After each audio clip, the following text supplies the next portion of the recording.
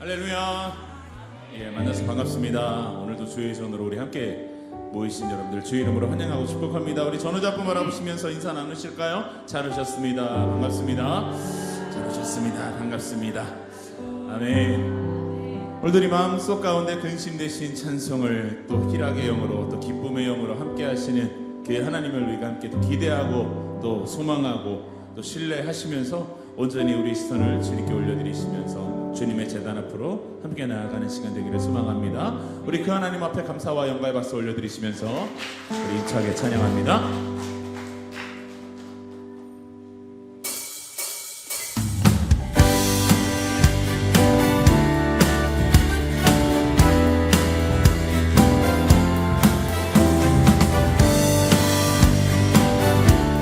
우리 다 함께 빌립보서 4장의 말씀을 함께 기억하시면서 이 찬송 주님 앞에 올려드립니다. 마음속에 근심이 있는 사람 주 예수 앞에 다 아뢰어라. 슬픈 마음 있을 때에라도 주 예수께 아뢰라.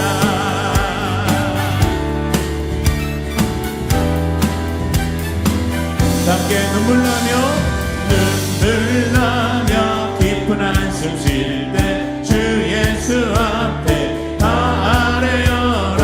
은밀한 죄 내게 있더라도 주 예수께 아뢰라. 주 예수 앞에 다 아뢰어라. 주 우리의 친구니 무엇이나 근심하지 말고 주 예수께 아뢰라. 괴로움과 두려움 있을 때 주 예수 앞에 다 아뢰어라.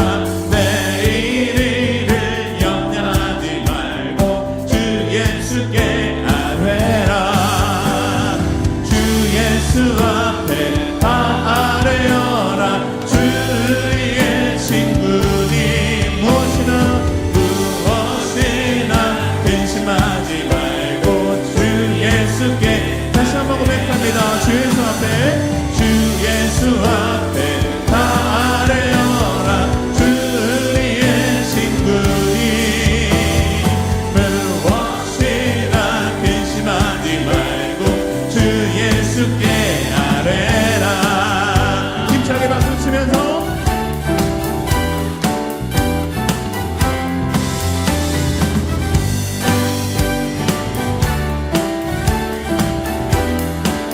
하나님께서 우리에게 이렇게 명령하십니다. 염려하지 말고 기도와 간구로 감사함으로. 염려하지 말고 기도와 간구로 감사함으로. 함께 염려하지 말고 기도와 간구로 감사함을. 염려하지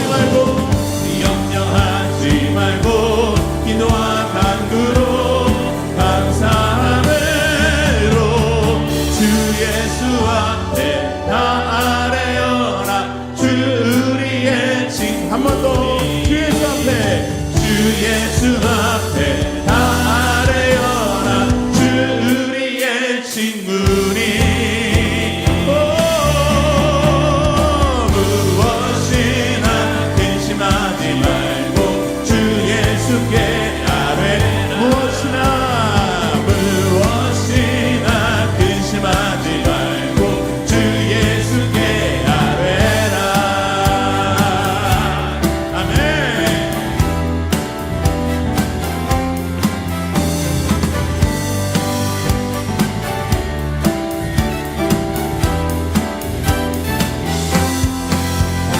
할렐루야. 우리 마음에 평강을 주시고 우리 능력이 되시는 주님 앞에 감사의 박수로 영광 올려드리겠습니다. 아멘.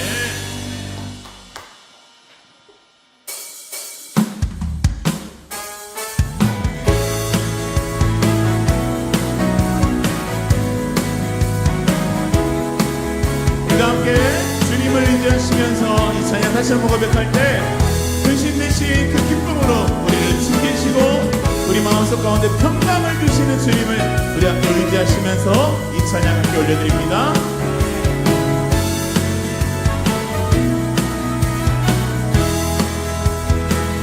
너무 걱정와도 어려운 일 당해도 걱정 말아라. 주 너를 지키니 위험한 일 당해도 슬픈 일이 와도 걱정 말아라. 주 너를 지키니 늘 지켜주시니. 여러분 믿으십니까? 너드신 걱정 와도 어려운 일 당해도 걱정 말아라. 걱정 말아라. 주 너를 지키니 위험한 일 당해도 슬픈 일이 와도 걱정 말아라. 주 너를 지키니 늘 지켜주시니. 함께 주님의 사랑 속에 거하라. 그의 평화 속에 유하라. 주님의 영원 속에 자유하라. 주 지키리. 주님의 사랑 속에 거하라. 그의 평화 속에 유하라. 주님의 영원 속에 자유하라. 주 지키리. 아멘.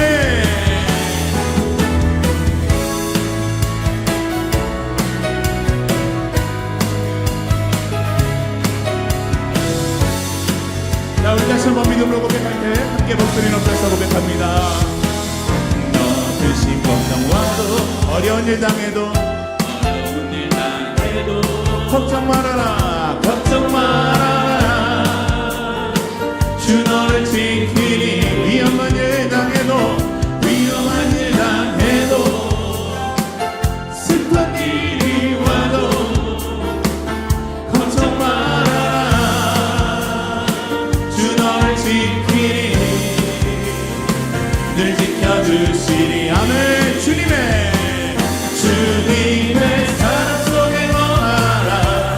그의 평화 속에 유하라. 주님의 영혼 속에 자유하라. 주 지키니. 주님의 사랑 속에 거하라. 그의 평화 속에 유하라. 주님의 영혼 속에 자유하라.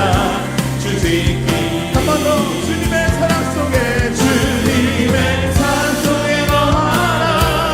그의 평화 속에 유하라. 주님의 영혼 속에 자유하라. 주 지키니. 주님의 사랑 속에 거하라. 그의 평화 속에 유하라. 주님의 영혼 속에 자유하라. 우리 마지막으로 주님의 사랑 속에 거하라. 그의 평화 속에 유하라. 주님의 영혼 속에 자유하라. 주 지키니. 주님의 사랑 속에 거하라. 그의 평화 속에 유하라. 주님의 영혼 속에 자유하라. 주 지키니. 아멘.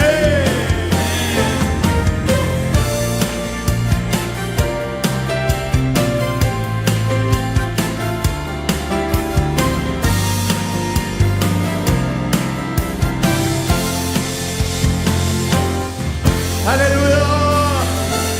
그 주님을 의지합니다. 주님이 우리를 지키십니다. 우리와 함께 하십니다. 찬양합니다.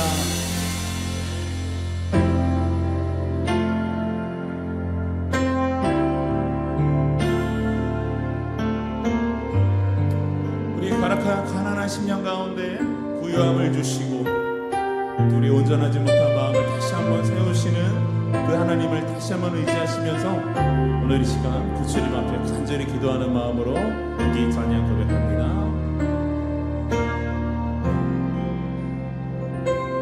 거룩 행하신 하나님 주께 감사드리세. 날 위해 이 땅에 오신 독생자 예수, 나의 마음과 뜻 다해 주를 사랑합니다. 날 위해 이 땅에 오신 독생자 예수,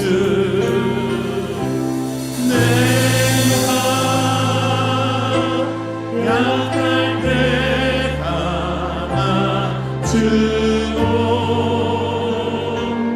가난할 때 우리를 부여케 하신 나의 주 감사. 내가 약할 때 감아주고 가난할 때 우리를 부여케 하신 나의 주 감사.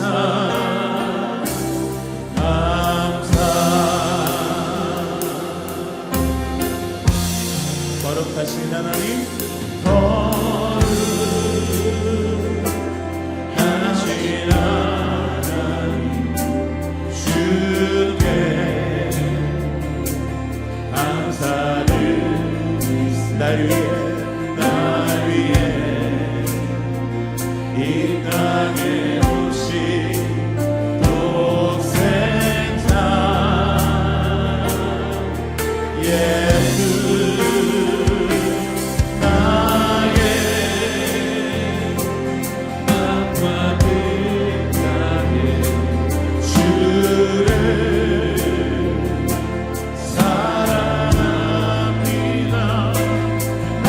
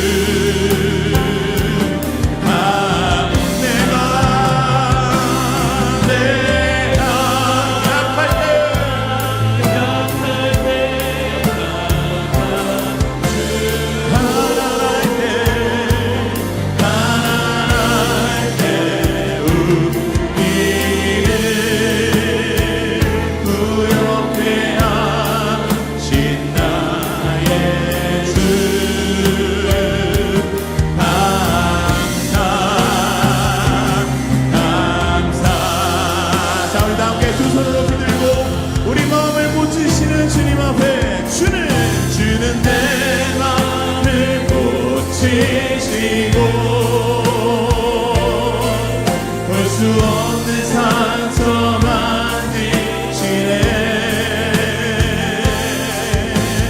나를 아시고 나를 이해하시네.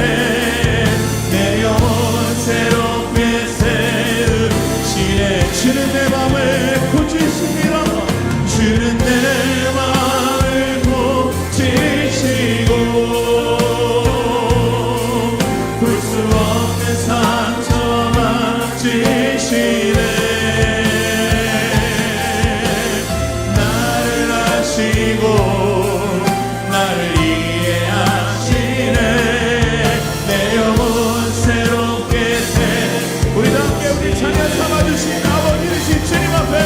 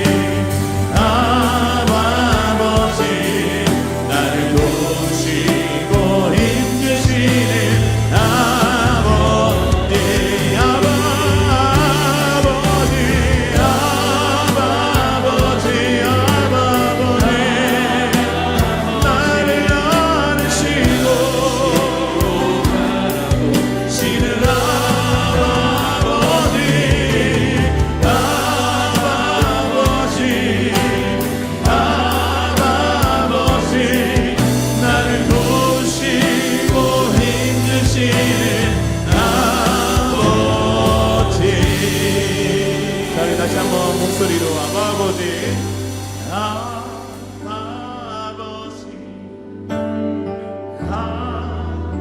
아버지 나를 안으시고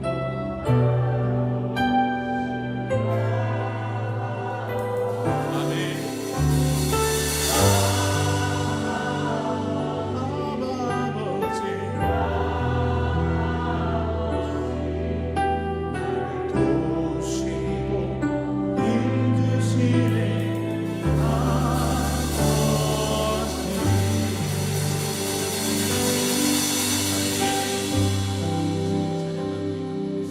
이 시간에 함께 주님 앞에 다시 한번 합심하여서 기도하며 나아갈 때 하나님, 오늘 이 시간 우리 모든 소망을 오직 주님께 둡니다.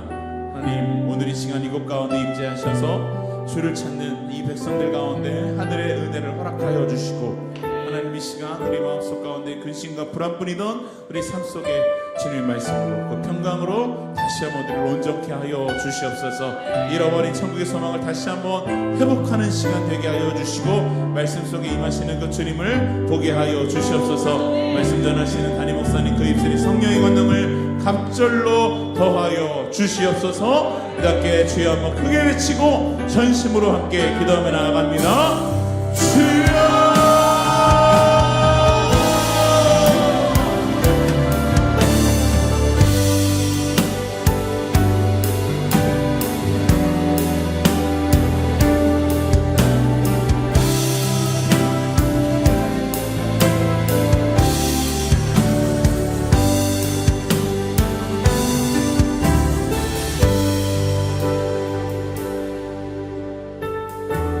주님의 택함을 받은 거룩한 주님의 자녀들이 오늘도 우리의 아버지가 되신 주님 앞에 나와 주님을 온전히 예배합니다. 이 시간 우리에게 힘 주시고 도움 주시는 아버지의 은혜를 깨닫게 하여 주시고, 하나님만이 우리의 하나님이 되시며 우리의 구원자가 되심을 온전히 깨닫는 복된 예배 되게 하여 주시옵소서. 우리가 마음을 엽니다. 우리 안에 임하여 주셔서 우리가 주님 안에, 주님이 우리 안에 거하는 복된 예배 되게 하여 주시고, 하나님과 진정으로 화목해 되어짐을 통하여 이 시간에 우리를 새롭게 하여 주시는 그 하나님의 놀라운 은혜를 모두가 함께 경험하고 누리는 복된 시간 되게 하여 주시옵소서. 오늘도 오직 진리만이 선포되게 하여 주시고, 오직 예수 그리스도의 이름만이 높임을 받으시는 복된 예배 되게 하여 주옵소서. 감사드리며 예수님의 이름으로 기도하옵나이다. 아멘. 여러분들은 부활을 믿으십니까? 예, 기독교를 이야기할 때 이 부활이라는 것이 빠지면 기독교를 이야기할 수가 없습니다. 부활이 빠지면 기독교 자체가 성립이 되지가 않아요. 그만큼 기독교의 가장 큰 핵심 가치는 바로 부활 신앙이라고 할 수 있습니다. 자, 그렇다면 여러분들은 부활을 믿는다라고 말씀을 하셨는데, 그렇다면 여러분들이 얼마나 부활에 대해서 잘 알고 또 이해하고 계신지 제가 몇 가지 질문을 좀 해보려고 합니다. 자, 먼저 첫 번째로 여러분, 구원받지 못하는 자들도 부활할까요? 첫 질문부터 이렇게 대답이 없으시면 어떡하죠? 예, 잘 모르겠어요. 구원받지 못한 자들도 부활하나요? 안 합니까? 예, 악인들은 부활합니까? 안 합니까? 예. 이 방송이 안 나갔으면 좋겠습니다. 예. 모든 죽은 자는 부활합니다. 예, 모든 죽은 자는 부활을 해요. 그리고 부활된 몸을 가지고 이제 마지막 때에 구원받은 자는 영생으로 나아가는 것이고, 구원받지 못한 자들은 영벌로 나아가게 되는 것입니다.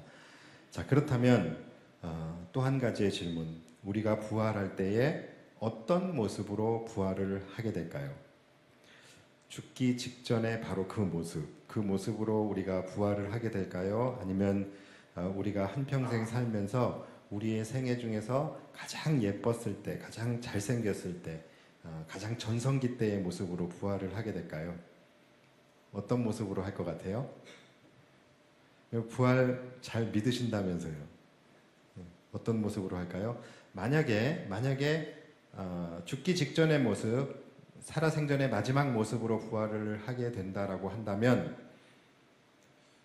우리는 가장 예쁠 때, 가장 전성기 때 죽는 것이 가장 복된 것이죠.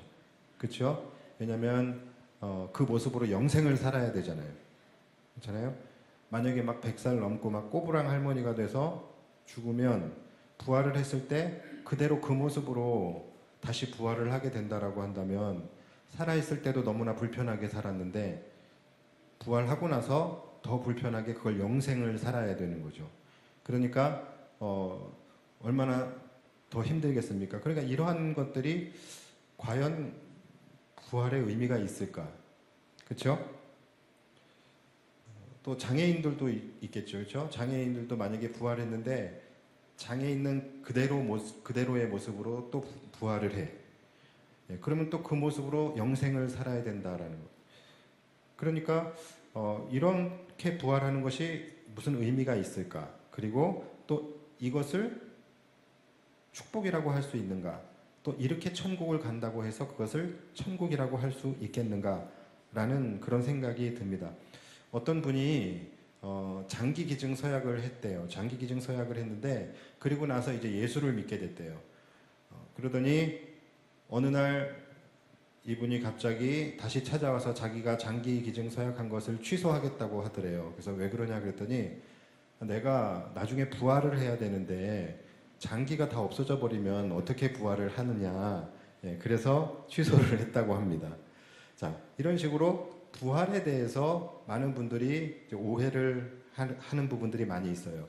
부활을 할 때에 뭐 예를 들어서 어떤 옷을 입고 부활을 하느냐, 그리고 또 부활을 했을 때에 우리가 가족들은 알아볼 수 있겠느냐, 또는 내가 생전에 사랑했던 사람들과 만나고 그들을 알아볼 수 있겠는가, 또는 나의 원수를 알아볼 수 있겠는가, 나를 생전에 괴롭히고 나를 힘들게 하고 상처를 주었던 그 사람도 천국 가서 내가 알아보게 되면은 내 마음이 너무 힘들지 않겠느냐, 또는 뭐 2번 결혼한 사람들은 부활해서 천국 갔을 때에 누구의 남편, 누구의 아내가 되겠느냐, 이런 여러 가지 질문들이 있어요. 그러니까 이런 질문들을 가만히 생각을 해보면 부활 이후의 세상은 굉장히 혼란스러울 것 같죠. 그래서 어떤 사람들은 이 부활이라는 것은 하나님께서 이렇게 혼란스러운 세상을 만들 리가 없다, 그래서 부활은 없다라고 그렇게 주장하는 사람들도 있습니다. 자, 여러분 가운데서도 지금 제가 말씀드리는 이러한 부분들, 부활에 대한 질문들과 논쟁들, 이러한 것들을 여러분들이 들으시면서 야, 정말 그런 문제가 있을 수도 있겠구나. 아, 그렇다라고 한다면 부활, 이거 무턱대고 그냥 소망할 것이 아니라 이거 좀 애매하긴 하다라는 그런 생각을 혹시 하시는 분들이 우리들 가운데도 계시는 줄 모르겠어요. 그런데 아마도 대부분의 성도님들은 지금 이 이야기를 들으시면서 실소가 나오셨을 거예요. 그렇죠? 이 부활이라는 것은 가장 고차원적인 가치이고 고차원적인 문제예요. 그런데 이것을 너무나도 저차원적으로 이해하고 해석하려는 그런 모습이 보이기 때문에 그런 것이죠. 자, 그런데 지금 제가 여러분들에게 드렸던 이 질문과 이 논쟁들, 여러분 이것은요, 제가 지어낸 게 아니라 실제로 바로 바리새인들과 사두개인들 사이에서 실제 있었던 논쟁입니다. 이 모든 질문들이 다 바리새인과 사두개인들이 함께 이 부활 논쟁을 하면서 서로 주고받았던 논쟁들이에요. 바리새인들은 부활을 믿는 자들이에요. 그들은 부활을 믿기는 했지만 지금과 같이 이렇게 자신의 세계에 갇혀서 자신의 지식과 경험에 갇혀서 부활을 이해하는 자들이었습니다. 그래서 부활에 대한 잘못된 이해를 하고 있었던 부분이 있었죠. 그런데 사두개인은 그것조차도 믿지 않았던 자들이에요. 그래서 사두개인들은 부활 자체를 믿지 않은 자들이었습니다. 그런데 여러분 더 놀라운 것이 뭔지 아십니까? 이 사두개인들이 누구냐면 바로 제사장들이에요. 그러니까 종교의 가장 최고의 지도자이고 이 기독교의 영적 지도자들이라고 하는 사람들이 정작 부활은 믿지 않고 있었던 것입니다. 그래서 이 바리새인과 사두개인들, 이들은 항상 만나면 이것 때문에 싸웠어요. 이 부활을 가지고 부활이 있다 없다 이 부분을 가지고서 계속해서 싸웠습니다. 그래서 이 둘은 서로 달마다 대립각을 세우는 앙숙지간입니다. 이들은 너무나 달랐어요. 바리새인과 사두개인들은요, 일단은 지금 말씀드렸던 어떤 부활에 대한 신학, 그것이 달랐고, 두 번째는 정치적 이념과 성향도 달랐습니다. 왜 그러냐면 그 당시에 대제사장을 누가 임명을 했었냐면 바로 로마의 황제가 임명을 했습니다. 그것도 참 아이러니해요. 자, 이 제사장을 로마의 황제가 임명을 하다 보니까 이 제사장 그룹은 이 로마 황제에게 아부하고 아첨할 수밖에 없는, 그들에게 잘 보이고 또 붙어 먹기 위해서 이 로마와 결탁할 수밖에 없는 그런 구조예요. 그래서 이 사두개인들은 친로마적 성향을 가지고 있는 자들이에요. 반면에 바리새인들은 로마에 항거를 하던 자들입니다. 그래서 그들은 철저한 유대주의, 민족주의 성향을 가지고 있는 자들이 바로 바리새인들이에요. 그러니까 이 사두개인과 바리새인은 서로 상극이에요. 그런데 이들이 유일하게 단 한 번 함께 연대한 적이 있었죠. 그때가 언제입니까? 바로 예수님을 십자가에 못 박을 때예요. 그때는 바리새인, 사두개인 할 것 없이 모두가 대동단결을 했었죠. 자, 그러니까 그때 외에는 이 바리새인과 사두개인들은 서로 항상 대립각을 세우는 원수 관계였습니다. 자, 그런데 하루는 이 사두개인들의 귀에 바리새인들이 예수님 한번 잡아보겠다고, 예수님 한번 올감해 보겠다라고서 호기롭게 예수님을 찾아갔다가 본전도 못 찾고 쫓겨났다, 물러갔다라는 소식을 이들이 들은 거예요. 자, 그 사건이 뭡니까? 바로 오늘 본문 직전에 나왔던, 우리가 지난번에 나누었던 바로 바리새인들이 동전 가지고 와서 세금 논쟁이 있었죠. 그래서 이것을 가이사에게 줘야 맞습니까? 아닙니까? 그랬을 때 예수님께서 뭐라고 하셨죠? 가이사의 것은 가이사에게, 하나님의 것은 하나님에게 바치라. 그렇게 해서 이들이 깨진 적이 있습니다. 자, 그래서 이 이야기를 듣고서 사두개인들이 고소한 거예요. 그래서 야, 그렇게 논리도 없는 것들이 뭐 하려고 덤비긴 덤볐어 하면서 바리새인들을 비웃었습니다. 그리고서는 야, 우리가 하는 거 잘 봐봐. 우리가 우리의 논리로 저 예수라는 사람 완전히 짓밟아 버릴게. 그리고 이참에 부활이 없다라는 것들도 내가 함께 우리가 증명해 줄게. 그러니까 우리 이참에 부활 논쟁 종지부 찍자. 이렇게 하고 이들 역시 호기롭게 이제 예수님을 찾아가게 됩니다. 자, 그것이 이제 오늘의 본문이에요. 자, 그럼 이들이 어떤 논리로 예수님을 자신 있게 공격을 했는지를 한번 살펴보겠습니다. 자, 오늘 본문의 24절입니다. 자, 선생님이여 모세가 일러스되, 그러니까 자, 처음부터 지금 범상치 않은 거예요. 처음부터 이들은 모세를 소환해서 지금 예수님을 공격하고 있어요. 자, 모세가 일러스되, 이 말은 다른 말로 하면 뭡니까? 이들은 지금 율법을 가지고 싸우겠다라는 거예요. 율법을 지금 예수님에게 들이밀고 있는 것입니다. 왜냐하면 율법이라는 것은 하나님이 주신 거잖아요. 하나님이 주신 것이기 때문에 아무리 예수라 할지라도 이 율법을 부정할 수는 없을 것이다. 이제 이 마음으로 이들은 지금 예수님께 나아가고 있는 것입니다. 자, 이들의 논리를 한번 계속 들어보겠습니다. 사람이 만일 자식이 없이 죽으면 그 동생이 그 아내에게 장가들어 형을 위하여 상속자를 세울지니라 하였나이다.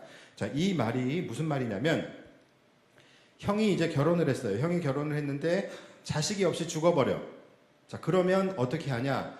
동생이 이 형의 형수를 취하게 됩니다. 아내로 맞아들이게 돼요. 그래서 이 동생이 형수와 더불어서 자녀를 생산해야 되는 거예요. 그래서 형의 가문을 잇게 하라라는 것이 바로 율법이 정한 제도였습니다. 그러니까 이것은 하나님이 율법으로 정하신 제도예요. 그러니까 지금 사두개인들은 바로 지금 이 제도를 가지고서 예수님을 공격하려고 하는 거예요. 자, 그 내용은 이렇습니다. 만약에 칠형제가 있는데 맏형이 장가를 들었는데 아기를 못 낳고 자식을 낳지 못하고 죽었어. 그러면 어떻게 돼요? 이제 누가 받아야 돼요? 둘째가 받아야 되겠죠? 둘째가 형수를 받았습니다. 그런데 웬걸 둘째도 자식을 낳지 못하고 죽어버려요. 자, 그러면 이제 누구한테 넘어가요? 셋째한테 넘어가죠. 셋째한테 넘어갔는데 셋째 역시 또 죽었어. 계속 죽어. 계속 죽어서 어디까지 갔어요? 7째까지 간 거예요. 어떤 시골교회에 목사님이 이 본문을 가지고서 설교를 하셨대요. 그랬더니 어떤 할머니가 맨 앞에 앉아서 심각하게 그것을 듣고 있더니 이렇게 이야기했대요. 웜에 그것 남자 잡아먹는 년이네. 진짜 그렇게 된 거예요. 첫째부터 계속 죽는 거예요. 그래서 마지막까지 갔어요. 자, 마지막까지 그러니까 이 사두개인들의 주장은 뭐냐면 만약에 이렇게 됐을 때 나중에 부활을 할 거 아니에요. 나중에 부활을 하면 그러면 이 여인은 누구의 아내가 되겠느냐라는 것이 질문입니다. 여러분들도 한번 생각해 보십시오. 자, 누구의 아내가 돼야 맞습니까? 그래도 첫째와는 사랑을 해서 결혼을 한 거잖아요. 그렇죠? 그러니까 첫째의 아내가 되는 것이 맞겠죠? 아니에요? 그러면 그래도 마지막 인생을 함께 한 사람은 막내잖아요. 그렇죠? 그럼 막내와 함께 막내의 아내가 되는 것이 맞을까요? 지금 여러분들을 보니까 진짜 어떡하지? 라는 고민을 하는 그런 모습이 보이는데 여러분 지금 여기서는 고민을 하면 안 되는 겁니다. 지금 여러분들도 사두개인들에게 말리고 있는 거예요. 자, 그래서 제가 빨리 예수님의 대답을 말씀을 드리겠습니다. 예수님의 대답은 29절이에요. 자, 예수께서 대답하여 이르시되 너희가 성경도 하나님의 능력도 알지 못하는 거로 오해하였도다. 부활 때에는 장가도 아니가고 시집도 아니가고 하늘에 있는 천사들과 같으니라. 자, 예수님 뭐라고 말씀하셨어요? 부활의 때에는 장가도 안 가고 시집도 안 가고 우리의 모습이 무엇과 같다고요? 천사와 같다라고 말씀을 하세요. 그러니까 혹시라도 천국에 가서 새 장가 들려고 생각하시는 분들은 접으셔야 됩니다. 자, 그러니까 예수님의 말씀, 이 예수님의 말씀의 논점이 뭡니까? 천국에는 결혼 제도가 없어. 시집이나 장가 가는 거 아니야. 라고 말씀하시는 게 예수님의 논점이 아닙니다. 자, 예수님이 말씀하시고자 하는 것은 뭐예요? 우리가 부활할 때의 그 모습은 이 세상에 있는 것의 연장선상에 있는 모습이 아니라고 말씀을 하시는 거예요. 그러니까 이 세상의 우리의 모습, 이 세상에서 가지고 있었던 관계, 그리고 이 세상에서 있었던 성품, 그러니까 이런 세상 속에서 가지고 있었던 이 모든 것들이 하늘에서도 연속성을 가지고서 유지되고 있는 것이 아니라는 거예요. 그러니까 그렇다고 해서 나라는 존재가 없어지는 것은 아니에요. 나는 분명히 있어요. 나는 나예요. 자, 그런데 우리의 몸은 다르다라는 거예요. 우리의 몸은 어떤 모습입니까? 가장 영광스럽고 가장 신령하고 가장 높은 차원의 몸을 가지게 된다라는 것이죠. 자, 그것을 부활체라고도 합니다. 자, 그것이 어떤 모습이냐 그러면 그것을 묘사해봐라 그러면 모릅니다. 저도 몰라요. 이것은 지금 우리 같이 3차원적 세계에 살아가고 있는 사람들은 절대로 이해할 수 없는 영역인 거예요. 그러니까 이것은 우리도 부활의 때에 가봐야지만 아는 것입니다. 그러니까 뭐 보면은 지금 천국을 보고 온 사람, 천국을 경험한 사람, 뭐 천국의 모습이 어떻고 부활의 모습이 어떻고 뭐 천사의 모습이 어떻고 이렇게 말하는 사람들이 있는데 여러분 그냥 그래 하면서 걸러 들으시기 바랍니다.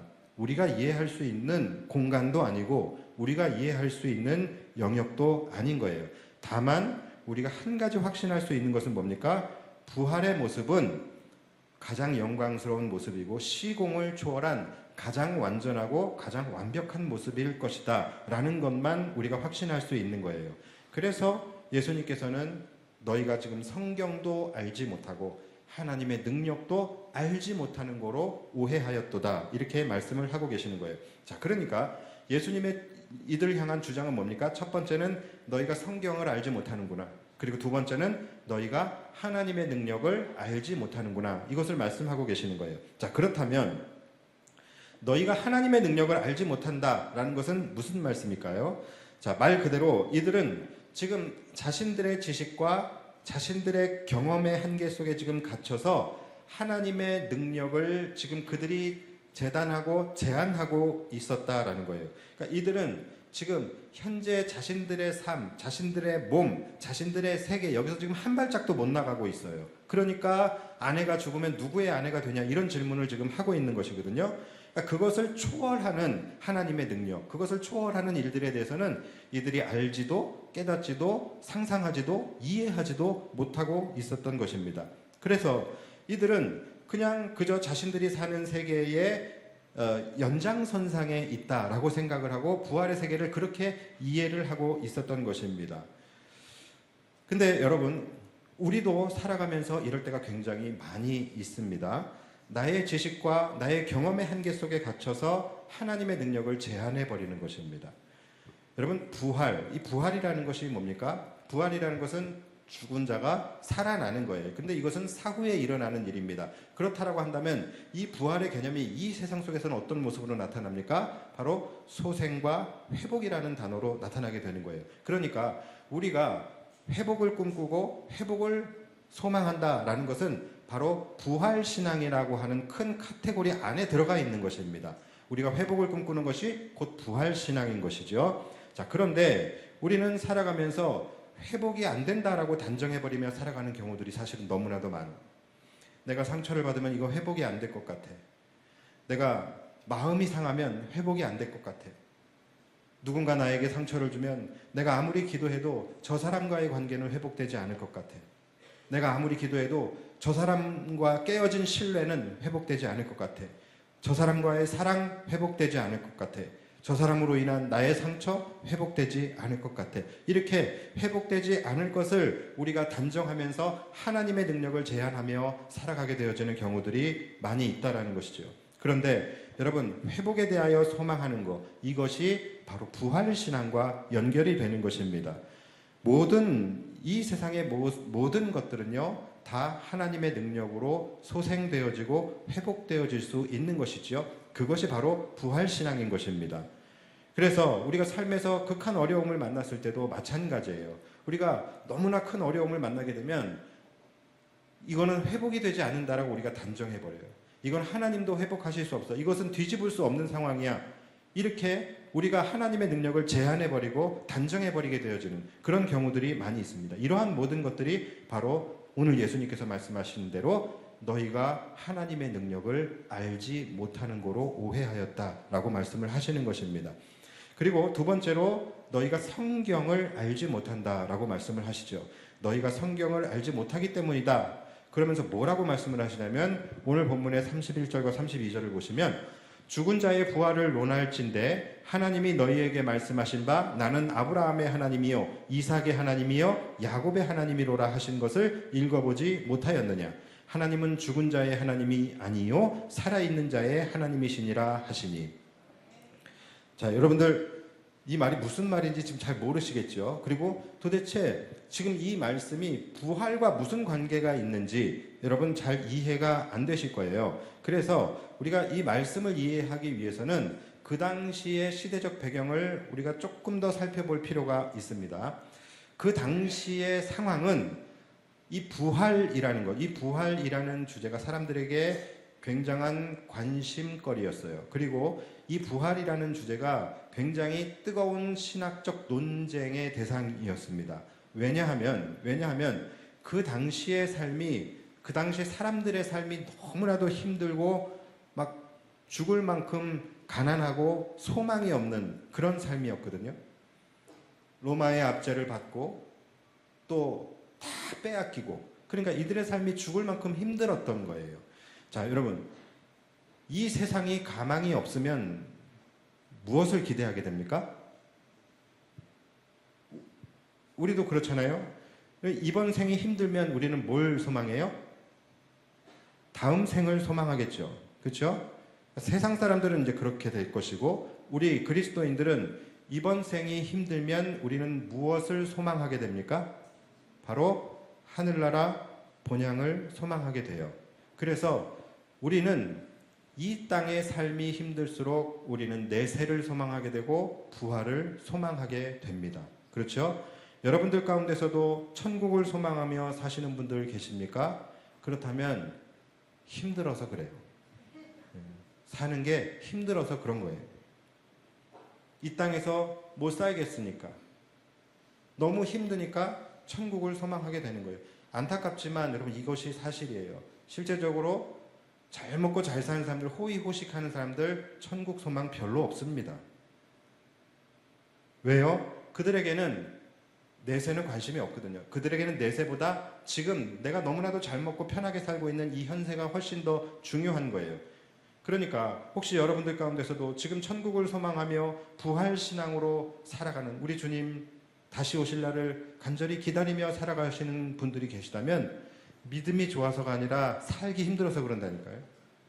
그런 분들은 하늘의 구름 한 점을 보면서도 우리 주님 저 구름 타고 다시 오시려나, 이것만 기다리면서 살아가시는 분들인 거예요. 그러니까 실제적으로 사실은 그래요. 그래서 여러분, 잘 먹고 잘 사는 거 우리는 늘 소망하지만 여러분, 그것 다 좋은 것이 아닙니다. 우리가 잘 먹고 잘 살면은요, 우리가 재물을 얻는 대신 하늘 소망을 잃어버리며 살아가게 될 수 있어요. 그리고 혹시 삶이 지금 힘드신 분들은 힘내시고 위로를 받으십시오. 여러분들은 재물이 없는 대신 가장 귀한 하늘 소망을 갖고 사실 수 있게 되는 것입니다. 그래서요, 때로는 우리의 척박한 삶의 환경, 너무나도 힘들고 지친 삶의 무게, 이러한 것들이 어쩌면 우리를 더 주님께 가까이, 우리의 믿음을 더 강하게 이끌고 가는 것일 수 있는 거예요. 그러니까 무엇이 좋다, 우리는 지금 단정할 수 없는 것입니다. 우리가 정말로 너무나도 잘 먹고 잘 살면서 호의호식하며 살아가면서 믿음을 잃어버리는 것이 좋겠습니까? 지금 나의 삶이 정말 이 땅과 버타며 살아가면서 모든 것을 잃어버리고 소망 없이 살아가고 있지만, 그렇기 때문에 나를 다시 살리실 주님을 기대하며 다시 오실 주님을 바라보고 하늘 소망을 바라보고 살아가는 것이 더 복된 것이겠습니까? 금창기를 나오는 것도 마찬가지예요. 믿음이 좋아서 나온다기보다는 힘들어서 나오는 거예요. 살기 힘드니까 나오는 것입니다. 자, 그렇다면 여러분, 사두개인들은 왜 부활을 믿지 않았을까요? 이제 여러분 이해가 좀 되시겠습니까? 사두개인들은요, 말씀드렸다시피 그들은 제사장들이에요. 제사장들은 그 당시에 성전에서 아주 막강한 권력을 가지고 있는 자들입니다. 종교적으로 막강한 권력과 힘을 가지고 있던 자들이고, 그와 동시에 그들은 바로 로마의 비호를 받고 있던 자들이에요. 그러니까 이들은 정치적으로, 사회적으로, 국가적, 종교적으로 이들은 모자랄 것이 없는 부와 명예와 권력, 모든 것을 다 갖고 누리고 있는 자들이 바로 사두개인들이었어요. 자, 그렇다 보니, 자, 이들은 여러분 현세가 중요하겠어요? 내세가 중요하겠어요? 이들은 현세가 중요한 자들이에요. 이들 지금 현재 너무 좋거든요. 너무 잘 먹고 잘 살고 있기 때문에 내세에는 관심이 없어요. 지금 자기가 살아가는 이 세상이 그냥 전부인 것입니다. 부활, 이들에게는 관심거리도 소망거리도 아니었던 거예요. 이들의 소망은 오직 지금 이 세상, 이 땅에서 내가 누리고 있는 이 부와 명예와 권력, 이것을 얼마나 잘 누릴 것인가, 그리고 이것을 얼마나 빼앗기지 않고 잘 유지할 것인가, 여기에만 이들은 관심이 있었던 것입니다. 그래서 이들은요, 제사장임에도 불구하고 이들은 성경을 딱 모세 오경만 인정을 했어요. 다른 거 성경으로 인정하지 않았습니다. 오직 모세 오경만 이들은 읽고 그것만 정경으로 이들이 인정을 했던 거예요. 왜 그럴까요? 모세 오경에는 부활이라는 내용이 나오지 않거든요. 그리고 모세 오경에는 제사장에 대한 이야기가 많이 나오거든요. 제사장에 대한 처신, 제사장에 대한 권세, 제사장에 대한 처우, 이러한 것들이 다 이 모세 오경 안에 많이 들어있잖아요. 그러니까 이들은 모세 오경만 성경으로 인정을 한 것입니다. 뭡니까?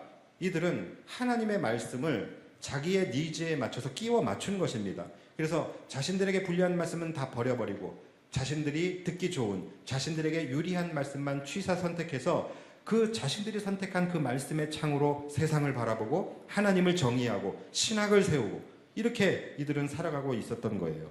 그러니까 어떤 현상이 나타나게 됩니까?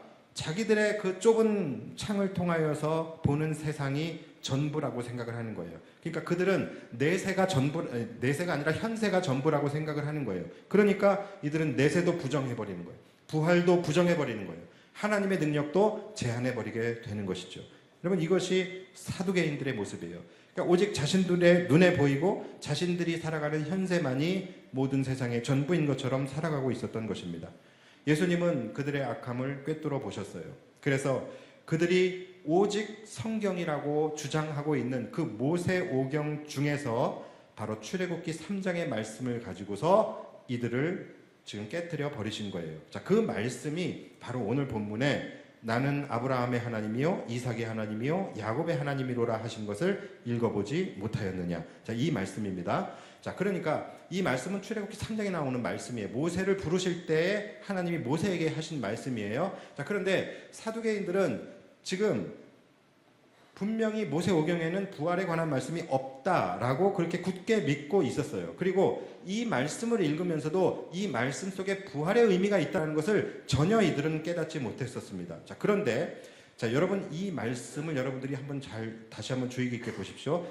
이 말씀의 시제를 한번 여러분 보십시오. 자, 이 말씀이 원래 제대로 되려면 어떻게 돼야 되는 것입니까? 나는 아브라함의 하나님이고가 아니라 나는 아브라함의 하나님이었고 이삭의 하나님이었고 야곱의 하나님이었어. 그런데 지금은 너 모세의 하나님이야. 자, 이것이 원래 맞는 말이에요. 그렇죠? 왜요? 아브라함, 야곱, 이삭 다 죽었잖아요. 이미 죽었으니까 과거형으로 돼야 된단 말이에요. 그런데 오늘 보십시오. 뭐라고 말씀하십니까? 나는 아브라함의 하나님이요 이삭의 하나님이요 야곱의 하나님이다. 완전한 현재형으로 말씀을 하고 계시죠. 자, 이것은 무슨 말씀입니까? 이들은 죽은 자들이 아니라 이들은 살아있는 자들이라는 것입니다. 자, 그러니까 너희들의 지금 주장대로 부활이 없다라고 한다면, 그래서 이들이 정말로 죽었고 거기서 끝났다라고 한다면 하나님은 결코 이들의 하나님이 될 수 없다라는 거예요. 하나님은 이들의 하나님이라고 말할 수 없다라는 거예요. 왜 그래요? 바로 그 다음에 나오는 말씀, 하나님은 어떤 하나님이에요? 죽은 자의 하나님이 아니라 산 자의 하나님이시기 때문에 그렇다라는 거예요. 그러니까 예수님의 이 말씀에 이들은 아무 말도 못하고 완전히 박살이 나게 된 거예요. 그래서 무리가 듣고 그의 가르치심에 놀라더라. 자, 이제 우리도 말씀을 좀 정리하겠습니다.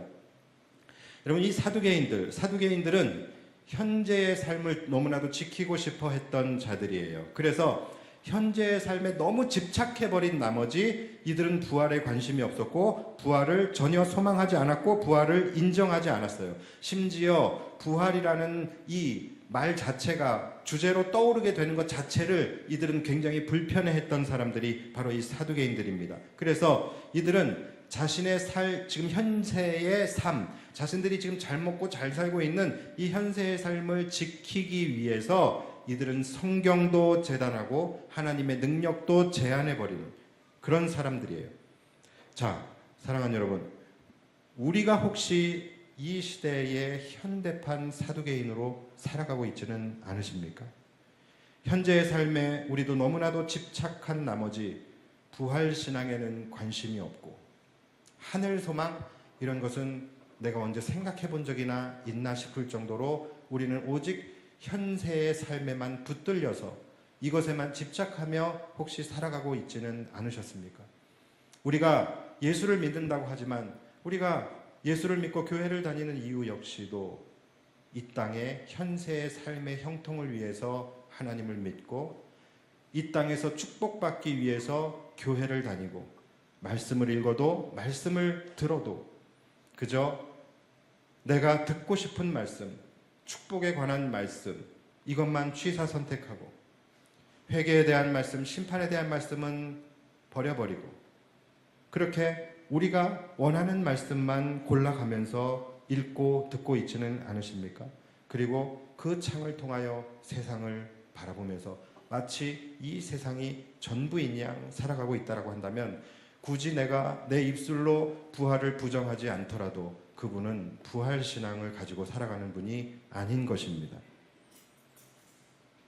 사두개인들과 같이 자신들의 지식과 경험이 전부라고 생각하며 모든 것을 자신의 좁은 시선을 통하여 판단하고 정의하며 살고 있지는 않은지 내 눈에 보이는 것이 삶의 전부라고 생각하면서 그것을 위해서 성경을 끼워 맞추고 그래서 내가 만든 성경, 내가 만든 신앙 또 내가 만든 하나님을 믿으며 살아가고 있지는 않으십니까?